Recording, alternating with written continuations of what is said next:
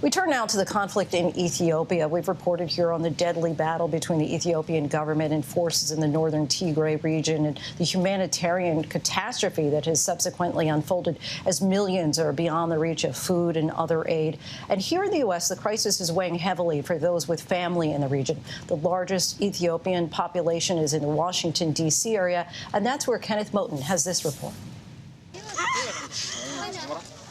As horrific stories and heartbreaking images pour out of an Ethiopia in conflict, it's those back here in the U.S. with the deepest connection to the African country who are feeling a call to action.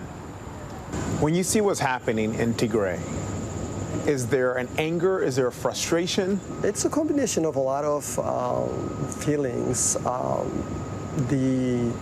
There is a surprise as to how a government of yours, a country that you established and died for and built, can betray you and do all this damage. In Assefa Fasaha's home country in the northern region Tigray, millions caught in the middle of civil war between Tigray Defense Forces and the Ethiopian government. And the next day you get another crazy, insane, something that you wouldn't even imagine can happen to human beings.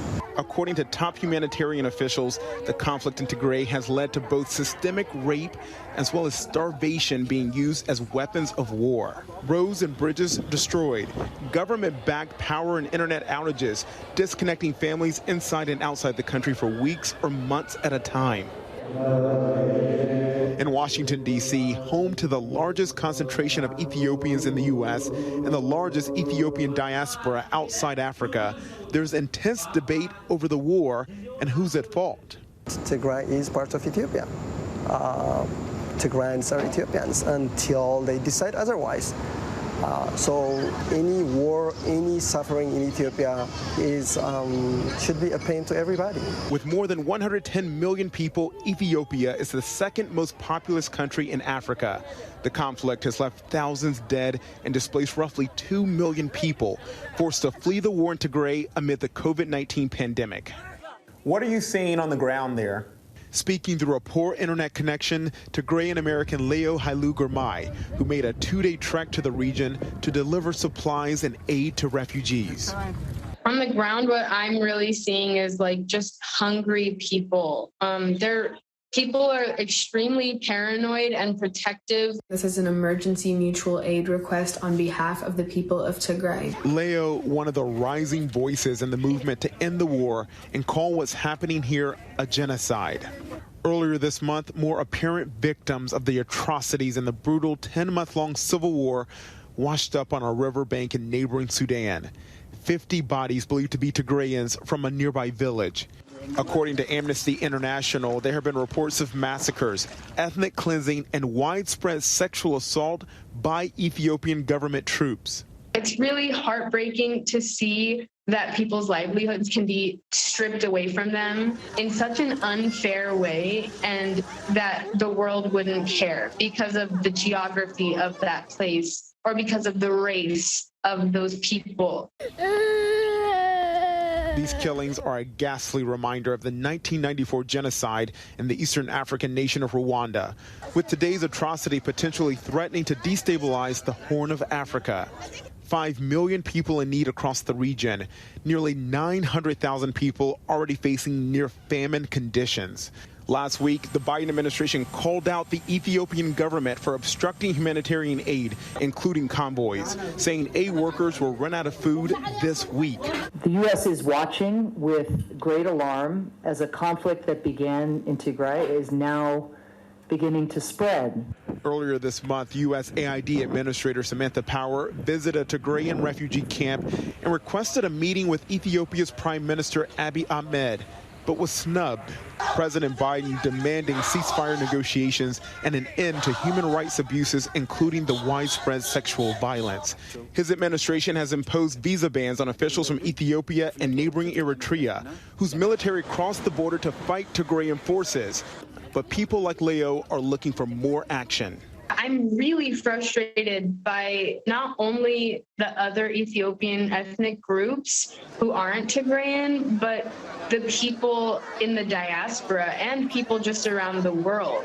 It's really heartbreaking to see. Prime Minister Abiy, seen as a popular reformer when he came into power in 2018, even winning the Nobel Peace Prize for ending a decades-long war with Eritrea.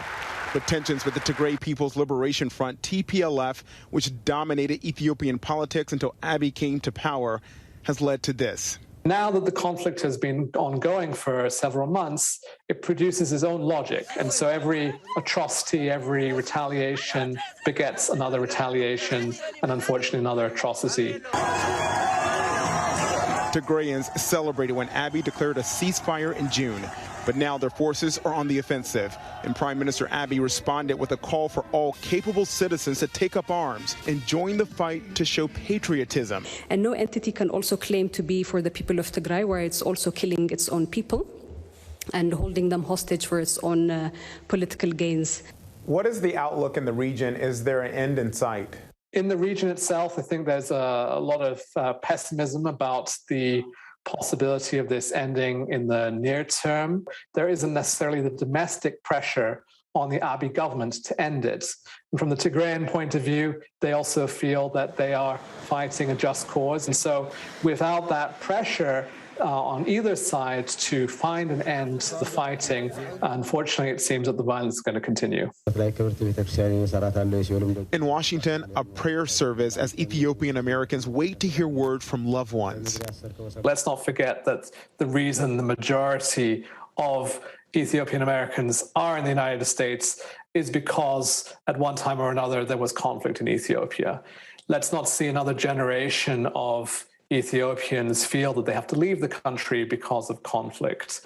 20 years ago, Asefa was one of those refugees. Today, he has lost family and friends in his homeland. His mother fled the war in January after taking care of his dying father, who passed of natural causes amid the chaos.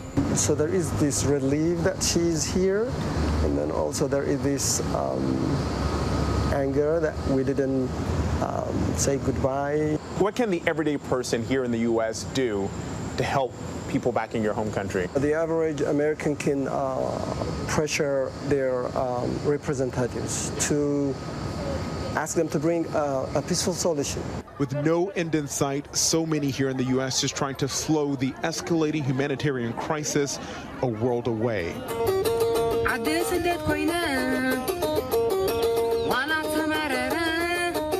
Kenneth Moten, ABC News, Washington.